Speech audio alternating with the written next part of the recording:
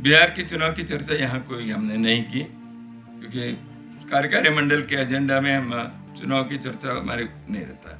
लेकिन चुनाव के बारे में एक हमेशा के हमारे एक स्टैंड है संघ के कार्यकर्ताओं के, संघ के ऑफिशियली, वो है अधिकाधिक मतदान हो, 100% मतदान हो।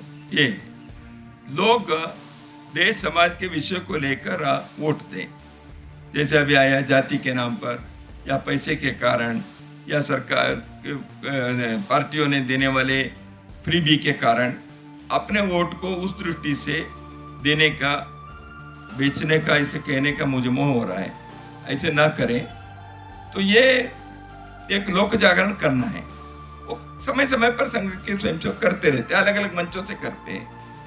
तो उसके अतिरिक्त बिहार के चुनाव में क्या, वहाँ के चुनाव में क्या होना चाहिए, अभी हमारा कोई चर्चा का विषय था भी नहीं और किए भी नहीं। और बंगाल के संदर्भ में बंगाल की परिस्थिति थोड़ा सा सच में विकट है। चर्चा यहाँ नहीं किया हमने, पिछले बैठक में बंगाल के बारे में भी एक प्रस्ताव पारित कर दिया है, तो बंगाल विषय के संदर्भ में ही किया है।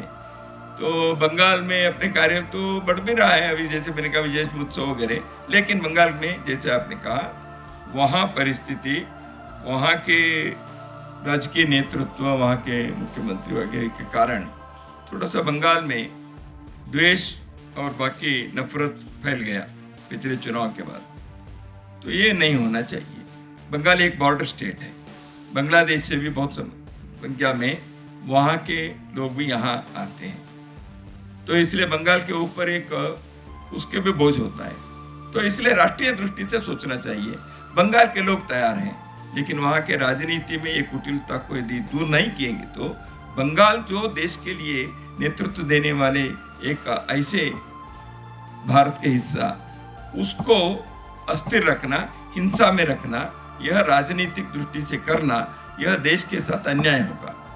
तो इसलिए भारत में इस प्रकार के कहीं भी ना हो, संघ के स्वयंसेवक बंगाल में भी समय समय पर वहाँ के लोगों के राष्ट्रीय एकता की दृष्टि से, सामाजिक सद्भाव की दृष्टि से हम तो प्रयत्न कर रहे हैं, लेकिन है परिस्थिति विकट है, क्योंकि वहाँ राजनीतिक प्रश्रय मिलता है ऐसे करने वाले लोगों को।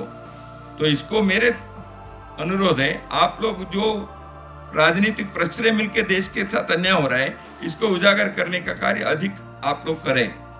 नमस्कार भाई साहब।